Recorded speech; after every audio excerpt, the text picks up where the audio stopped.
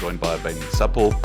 He leads public sector work and non-profit work at WhatsApp. Ben, you've been, a constant support during the last couple of years. I feel a little bit like we've been going from global crisis to global crisis, but it's been a really amazing journey.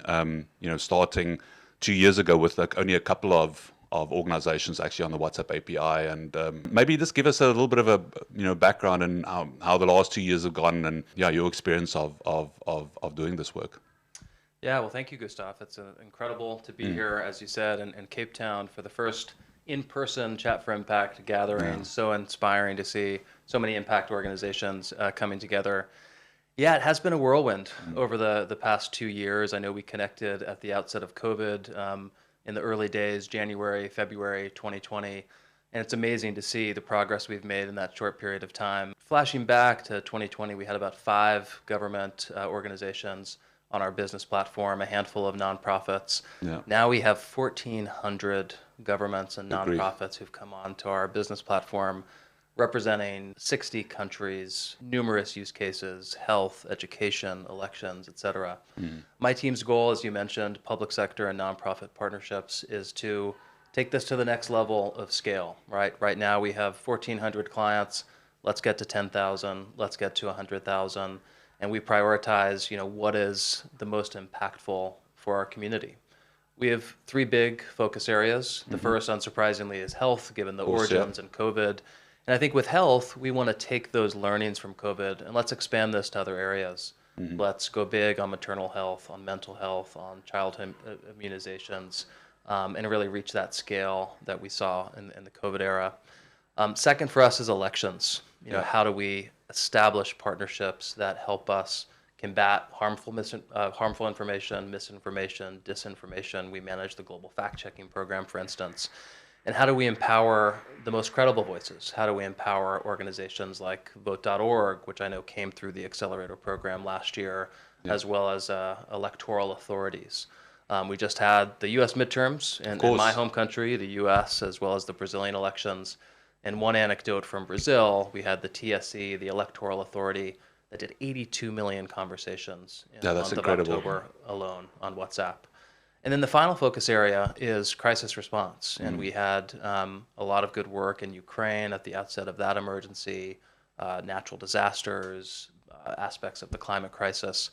And I know, Gustav, you were very hands-on in the early days of the Ukraine crisis when the government reached out to us. So I'd love for you to talk a bit more about that experience. Yeah, like you say, I think when we started this out, the programs we were working on, like Mom Connect, were mostly long-term, safe, secure, real-time support to people that were vulnerable.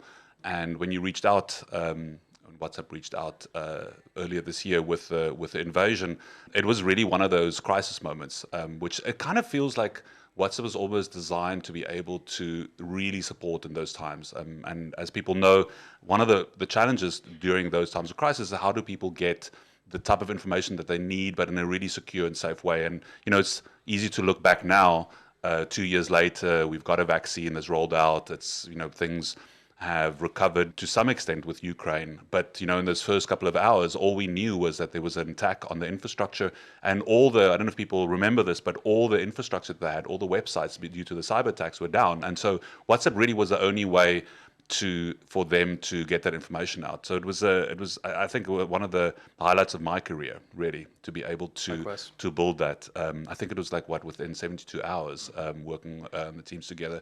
So I think that speaks a little bit to the type of things that, obviously we had immense resources, WhatsApp supporting it, Meta supporting it, we had philanthropic support behind us, but I think part of the journey here that we're trying to look and inspire organizations that are on the call here is how do they build those services. And it'll be nice to hear a little bit about where the product is going in terms of, I know there's some interesting fun news about communities and how you're thinking about pricing and the product going forward to empower organizations that are here, like governments and social impact organizations that want to build similar services. Yeah, so we've been, really proud to lean into the impact space. We launched a fee waiver program for the first time in 2022, where for health use cases, elections, crisis response, climate, and beyond, organizations could apply to become part of that program, and we give a generous free monthly conversations allowance. This year we had 200 organizations who entered that program directly through us, and probably another 200 through Turn and our BSP partners.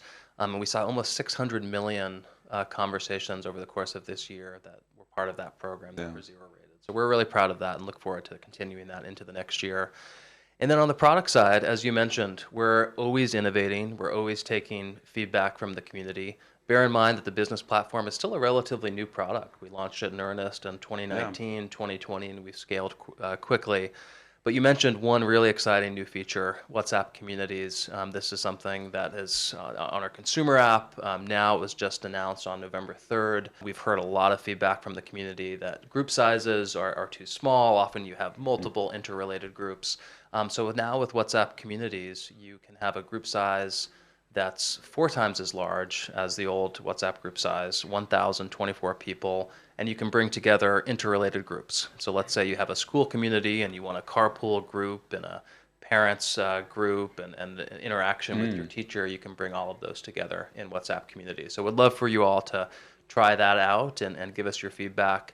And same with the API. We announced this year the Cloud API, so there's now the option to go directly with Meta, and they can cover hosting costs for you and get you up to speed faster if you need to move quickly and get access to the API. Amazing. Yeah, I think everybody's got this gut feel about the product itself. We all use WhatsApp multiple times per day, and that's obviously the peer-to-peer product. But then the API came and it allowed us to, as organizations, to have these G2P, government to person, or impact organization to person conversation. And I think communities will fulfill a really interesting gap there in the middle. Because we've seen, I think we all have a mental model of how we communicate in small groups and with humans and with friends. But we have a model of how we communicate at scale. But I think that fulfills a really interesting gap for small organizations, community-based organizations that want to build an experiment with these kind of features. And I think that is a nice segue into the organizations, the cohort that we had this year, the accelerator cohort. Last year, you graciously supported us being able to select 10 accelerator entries. One of them, or a couple of them, have now gone on to launch and grow and get additional funding. Like same, it's really, really exciting to see the work they're doing. And based on the success, we decided together to grow the accelerator this year. There are now 20 that were selected. Amazing use cases. We just, completed now the accelerator. And so we're really happy to share with the community these 20 use cases. They all actually managed to build either prototypes or MVPs. Some of them are already launching. But before we go to that, I just want to say, Ben, it's so nice to have you in Cape Town, and really appreciate the time that you took to get on the plane and fly here, and obviously the partnership's been amazing and amazing work. Yeah, well, thank you, Gustav. It's been an incredible partnership, and congratulations to all of the accelerator participants and everyone who's tuning in today. It's just such an inspiring community and program to be a part of. Awesome.